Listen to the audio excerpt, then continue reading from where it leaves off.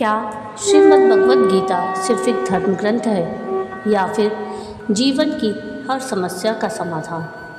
जब अर्जुन युद्ध भूमि में टूट गए थे तब भगवान श्री कृष्ण ने जो ज्ञान दिया वही ज्ञान आज भी करोड़ों लोगों की ज़िंदगी बदल रहा है। तो आइए सुनते हैं श्रीमद् भगवद गीता महात्म्य, गीता की महिमा, चमत्कार और उसके अद्भुत रहस्य। राधे राधे। ब्रजधाम चैनल में आप सबका स्वागत है। आज हम जानेंगे श्रीमद् भगवद गीता महात्म्य के बारे में कि गीता का पाठ करने से क्या फल मिलता है, क्यों स्वयं भगवान श्री कृष्ण ने गीता को अपना स्वरूप बताया और कैसे गीता का एक श्लोक भी मनुष्य के जीवन को बदल सकता है। गीता केवल एक पुस्तक नहीं बल्कि जीवन जीने की कला, धर्म, कर्म और भक्ति का दिव्य मार्ग है। तो वीडियो को अंत तक जरूर देखिएगा क्योंकि आज की यह कथा आपके मन को शांति और जीवन को नई दिशा दे सकती है। और वीडियो पसंद आए तो प्लीज़ इसको लाइक शेयर ज़रूर कीजिएगा और चैनल को सब्सक्राइब कीजिएगा। श्रीमद् भगवद गीता भगवान विष्णु द्वारा वर्णित गीता के पठन पाठन का दिव्य फल और महिमा है। श्रीमद् भगवद गीता महात्म्य 18 अध्यायों के अध्ययन से ज्ञान, मानसिक शांति और मोक्ष की प्राप्ति का मार्ग बताता है, जो कि भय चिंता से मुक्त कर विष्णु के पद अर्थात मोक्ष की ओर ले जाता है। श्रीमद् भगवद गीता के महात्म्य में कुछ प्रमुख बातें हैं, जैसे कि पापों का नाश होना। गीता रूपी गंगा में स्नान करने से पूर्व जन्मों के पाप नष्ट हो जाते हैं। भगवद गीता जीवन की सच्चाइयों को उजागर करती है, संदेह दूर करती है और आत्मविश्वास बढ़ाती है। यदि निष्ठा और गंभीरता से गीता के अर्थ का चिंतन करने वाला व्यक्ति जीवन मुक्त होकर परम पद को प्राप्त करता है। गीता हमें फल की इच्छा के बिना कर्म करने की प्रेरणा देती है। यह अंधविश्वासों से मुक्ति दिलाकर सात्विक जीवन जीने का मार्ग प्रशस्त करती है। गीता के एक श्लोक में कहा गया है कि जल से नित्य स्नान शरीर को स्वच्छ करता है, किंतु गीता रूपी अमृत में एक बार का स्नान संसार के पापों को धो देता है। जो गीता के अर्थ पर ध्यान करता है वह जीवन मुक्त है।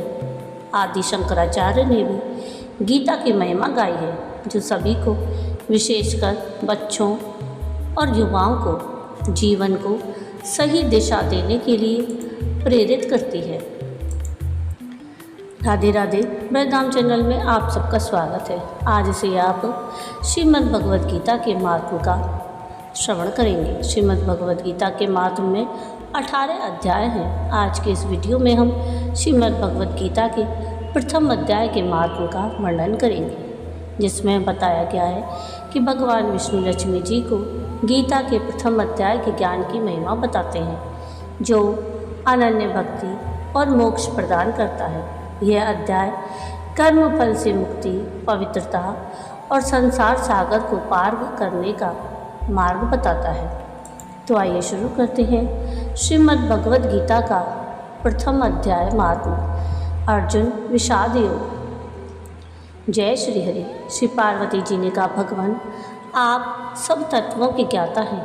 आपकी कृपा से मुझे श्री विष्णु संबंधी नाना प्रकार के धर्म सुनने को मिले, जो समस्त लोक का उद्धार करने वाले हैं। हे देवेश, अब मैं गीता का महात्म्य सुनना चाहती हूँ, जिसका श्रवण करने से श्री हरि की भक्ति बढ़ती है। श्री महादेव जी बोले, जिनका श्री विक्रय अलसी के फूल की भांति श्याम वर्ण का है, पक्षीराज गरुड़ ही जिनके वाहन हैं, जो अपनी महिमा से कभी च्युत नहीं होते तथा शेषनाग की शैया पर शयन करते हैं, उन भगवान महाविष्णु की हम उपासना करते हैं। एक समय की बात है, मुरदैत्य के नाशक भगवान विष्णु शेषनाग के रमणीय आसन पर सुखपूर्वक विराजमान थे।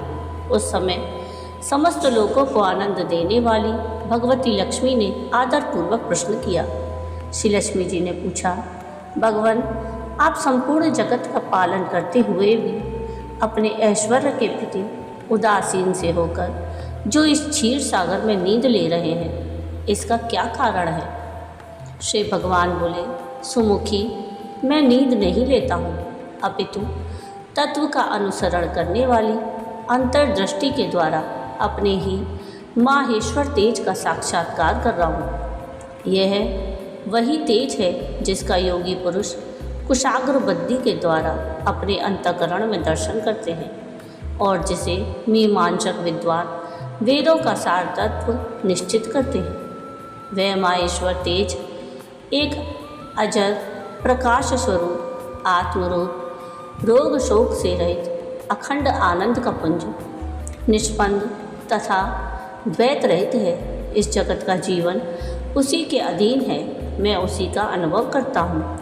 देवेश्वरी, यही कारण है कि मैं तुम्हें नींद लेता सा प्रतीत हो रहा हूँ। श्री लक्ष्मी जी ने कहा, ऋषिकेश, आप ही योगी पुरुषों के ध्येय हैं। आपके अतिरिक्त भी कोई ध्यान करने योग्य तत्व है, यह जानकर मुझे बड़ा कौतूहल हो रहा है। इस चराचर जगत की सृष्टि और संहार करने वाले स्वयं आप ही हैं। आप सर्वसमर्थ हैं। इस प्रकार की स्थिति में होकर भी यदि आप उस परम तत्व से भिन्न हैं तो मुझे उसका बोध कराइए। श्री भगवान बोले, प्रिय, आत्मा का स्वरूप द्वैत और अद्वैत से पृथक भाव और अभाव से मुक्त तथा आदि और अंत से रहित है। शुद्ध ज्ञान के प्रकाश से उपलब्ध होने वाला तथा परमानंद स्वरूप होने के कारण एकमात्र सुंदर है। वही मेरा ईश्वरीय रूप है। आत्मा का एकत्व ही सबके द्वारा जानने योग्य है। गीता शास्त्र में इसी का प्रतिपादन हुआ है। अमित तेजस्वी भगवान विष्णु के ये वचन सुनकर लक्ष्मी देवी ने शंका उपस्थित करे हुए कहा, भगवान, यदि आपका स्वरूप स्वयं परमानंद में और मनवाड़ी की पहुँच के बाहर है तो गीता कैसे उसका बोध कराती है? मेरे संदेह का निवारण कीजिए। श्री भगवान बोले, सुंदरी, सुनो, मैं गीता में अपनी स्थिति का वर्णन करता हूँ।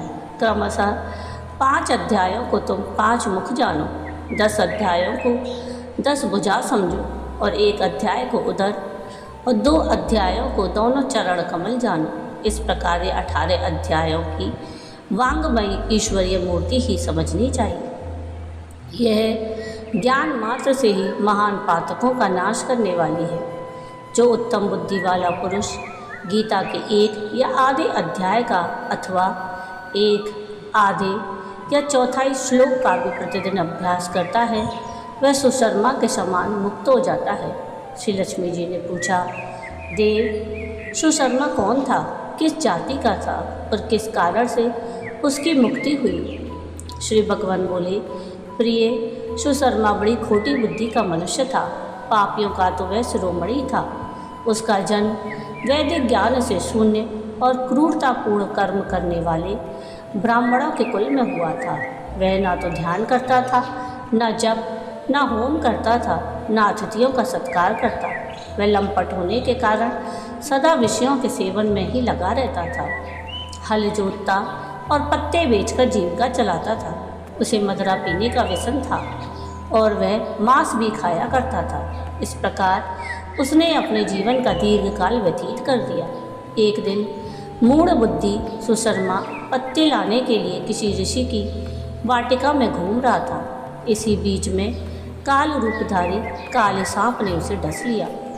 सुशर्मा की मृत्यु हो गई। तदंतर वह अनेक नरकों में जा वहाँ की यातनाएं भोग कर मृत्यु लोक में लौट आया और वहाँ बोझ ढोने वाला बैल हुआ। उस समय किसी पंगु ने अपने जीवन को आराम से व्यतीत करने के लिए उसे खरीद लिया। बैल ने अपनी पीठ पर पंगु का भार ढोते हुए बड़े कष्ट से 7-8 वर्ष बिताए। एक दिन पंगु ने किसी ऊंचे स्थान पर बहुत देर तक बड़ी तेजी के साथ उस बैल को घुमाया।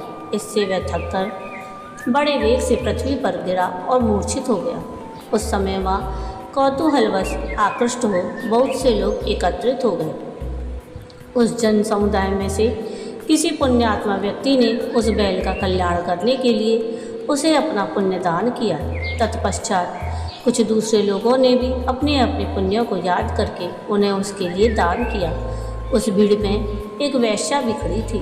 उसे अपने पुण्य का पता नहीं था, तो भी उसने लोगों की देखा देखी उस बैल के लिए कुछ त्याग किया। तदंतर यमराज के दूत उस मरे हुए प्राणी को पहले यमपुरी में ले गए। वहाँ यह विचार कर कि यह वेश्या के दिए हुए पुण्य से पुण्यवान हो गया है, उसे छोड़ दिया गया। फिर वह भूलोक में आकर उत्तम कुल और शील वाले ब्राह्मणों के घर में उत्पन्न हुआ। उस समय भी उसे अपने पूर्व जन्म की बातों का स्मरण बना रहा। बहुत दिनों के बाद अपने अज्ञान को दूर करने वाले कल्याण तत्व का जिज्ञासु होकर वह उस वेश्या के पास गया और उसके दान की बात बतलाते हुए उसने पूछा कि तुमने कौन सा पुण्य दान किया था। वेश्या ने उत्तर दिया, वह पिंजरे में बैठा हुआ तोता प्रतिदिन कुछ पढ़ता है, उससे मेरा अंतःकरण पवित्र हो गया है, उसी का पुण्य मैंने तुम्हारे लिए दान किया था। इसके बाद उन दोनों ने तोते से पूछा। तब उस तोते ने अपने पूर्व जन्म का स्मरण करके प्राचीन इतिहास कहना आरंभ किया। शुक बोला, पूर्व जन्म में मैं विद्वान होकर भी विद्वता के अभिमान से मोहित रहता। मेरा राग द्वेष इतना बढ़ गया था कि मैं गुणवान विद्वानों के प्रति भी ईर्ष्या भाव रखने लगा। फिर समयानुसार मेरी मृत्यु हो गई और मैं अनेकों घृणित लोकों में भटकता फिरा। उसके बाद इस लोक में आया। सद्गुरु की अत्यंत निंदा करने के कारण तोते के कुल में मेरा जन्म हुआ। पापी होने के कारण छोटी अवस्था में ही मेरा माता पिता से वियोग हो गया। एक दिन मैं ग्रीष्म ऋतु में तपे मार्ग पर पड़ा था। वहाँ से कुछ श्रेष्ठ मुनि मुझे उठा लाए और महात्माओं के आश्रय में आश्रम के भीतर एक पिंजरे में उन्होंने मुझे डाल दिया। वहीं मुझे पढ़ाया गया। ऋषियों के बालक बड़े आदर के साथ गीता के प्रथम अध्याय की आवृत्ति करते थे। उन्हीं से सुनकर मैं भी बारंबार पाठ करने लगा। इसी बीच में एक चोरी करने वाले बहेलिये ने मुझे वहाँ से चुरा लिया। तत्पश्चात इस देवी ने मुझे खरीद लिया। पूर्व काल में मैंने इस प्रथम अध्याय का अभ्यास किया था, जिससे मैंने अपने पापों को दूर किया है। फिर उसी से इस वेश्या का भी अंतःकरण शुद्ध हुआ है और उसी के पुण्य से ये द्विज श्रेष्ठ सुशर्मा भी पाप मुक्त हुए हैं। इस प्रकार परस्पर वार्तालाप और गीता के प्रथम अध्याय के महात्म की प्रशंसा करके वे तीनों निरंतर अपने अपने घर पर गीता का अभ्यास करने लगे। फिर ज्ञान प्राप्त करके वे मुक्त हो गए। इसलिए जो गीता के प्रथम अध्याय को पढ़ता, सुनता तथा अभ्यास करता है, उसे इस भवसागर को पार करने में कोई कठिनाई नहीं होती। जय श्री हरि। तो ये था आज का वीडियो।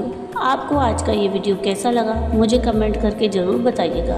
और अगर आपको आज का ये वीडियो पसंद आया हो तो प्लीज़ इसको लाइक शेयर ज़रूर कीजिएगा और प्लीज़ मेरे चैनल को सब्सक्राइब कीजिएगा और कमेंट में राधे राधे ज़रूर लिखिएगा। वीडियो पूरा देखने के लिए थैंक यू। राधे राधे।